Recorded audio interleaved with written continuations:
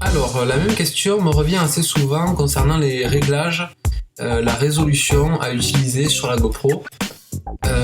Donc je vais essayer de vous donner un petit peu mes clés. J'utilise plusieurs formats différents, à commencer par le 2,7K 30 images par seconde wide. Je l'utilise pour des plans standards où j'ai pas besoin de ralenti. Ça m'offre un bon piqué, c'est-à-dire un niveau de détail. On peut voir là le poil ou sur l'œil qui a un bon détail. Ça permet aussi de recadrer une image tout en restant sur du 1080. On garde une bonne résolution.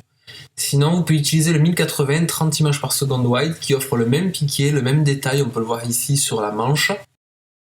Ce mode ne vous permettra pas de recadrer l'image sans perdre la qualité, mais c'est un bon mode de remplacement pour les ordinateurs ne pouvant pas monter du 2K. À la première personne, j'utilise le 1440p, 48 ou 30 images par seconde wide. Ça permet d'avoir de la hauteur. On voit ici de en bas jusqu'en haut, on a plus de hauteur. Ça me permet de voir par exemple mon snowboard et un petit peu la ligne d'horizon. L'inconvénient de cette résolution, c'est que c'est un format 4 tiers, donc on a des bandes noires sur le côté. Et là, si j'avais filmé en 1080, j'avais un format 16 neuvième, certes, mais beaucoup moins de hauteur. On voit que je vois pas le bout de ma piste. Alors qu'on revient là sur mon plan 1440 que j'ai traité via un processus de traitement qu'on verra dans un autre tuto. Et là, cette fois-ci, je bénéficie non seulement de ma hauteur, mais d'une image 16 neuvième.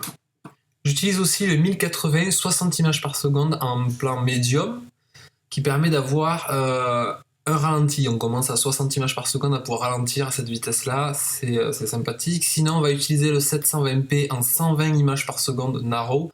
Les 120 images par seconde vont nous permettre d'avoir un ralenti plus conséquent et l'angle narrow nous permettra d'éviter l'aliasing présent sur les angles médium et wide.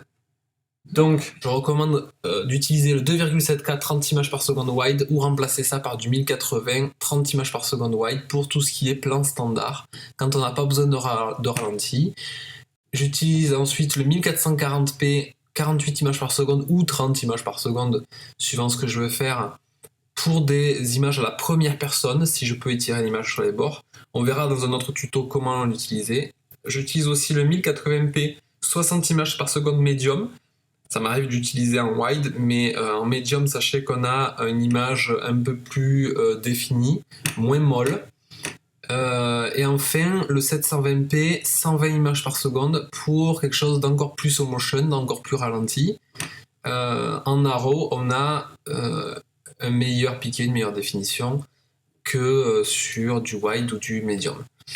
Voilà.